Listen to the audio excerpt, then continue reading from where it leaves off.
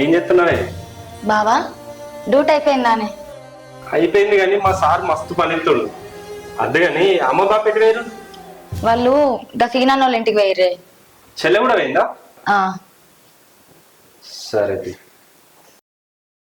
ఏమైంది గట్ల డల్గా ఉన్నావు? బావా నీకు ఒక ముచ్చట చెప్పాలనే. చెప్పు. నాకు ఈడ బాగా పని అవుతుంది బావా. మా ఇంటికాడ గింతగా పని చెప్పియలేవే. మా నాన్న తల్లి లేని లోటు తెలియకుండా చూసుకున్నాడే. ఇంటికాడ మా పాప ఒక్కడే పని చేసుకుంటుండేది. అసంటేది ఈడ ఇంటి పని అంతా నేనే చేస్తాను. మా ఇంటికాడ గింతగానో పని ఉండకపోతుండే. ఇంత పెద్ద ఇంట్లో రోజు ఊడవాలి తూడవాలి. ఇంటి పని అంతా వేసి వేసి యాష్టకత్తాంది. నాకు చేతనైతలేదు బావా. ఎందుకే గింతగానో దంది పడుతున్నావు? పని ఆమె రాలేదు కాబట్టి గింతగానో పని అవుతుంది, లేకుంటే నీకు పని ఉండదు కదా. అన్నిటికీ పిచ్చి పిచ్చి ఆలోచనలు పెట్టుకొని మనసు ఖరాబ్ చేసుకోకు, సరేనా?